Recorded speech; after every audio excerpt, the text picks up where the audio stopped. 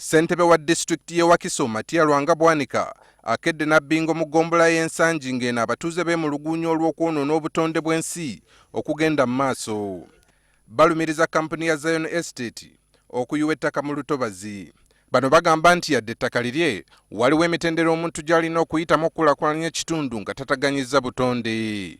Olutobazi luno luliko ebidiba by'ebyennyanja era ng'ebyalo ebiwerako n'amasomero balukozesa. Bwetwani muganye kukozesa naye nga kintu kyakozesa tekitattana butonde bwansi. Ngano munno ow'ebyennyanja bwe yakola. Obanga oyagala okubaako nekyokoleramu woyitiramu balina obuyinza abalina obukenkufu ne bagamba nti wano wasaana kukolebwawo kino oba kino tekisaana.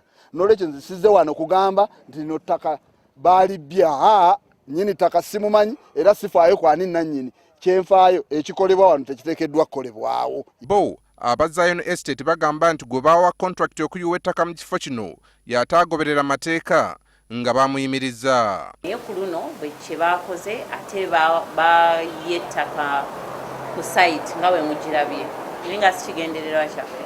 Era abatuuze abamu abalina ensimu zaffe bwe batukubidde omulimu twaguyimiriza era nga buvunaanyizibwa bwaffe okulaba nti byonna bye baataddemu tulina okubijjamu. President Museveni yavaayo n'ategeeza eggwanga nga gavumenti ye bw'eteekateeka okweddeza entobazi. Ekyenyamiza kwe kulaba nga aboonoona obutonde ssaako n'okuyiwa ettaka mu ntobazi bakyagenda mu maaso.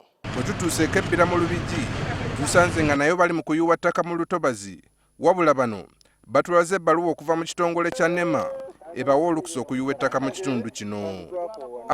Naye empapula baazikola ki? Baazicuwa tuzirina ezikkirizibwa okuyiwa ki? Era eno kampuni eyiwa wano ya mota. Aaron Mukama, NTV, Akawungeezi.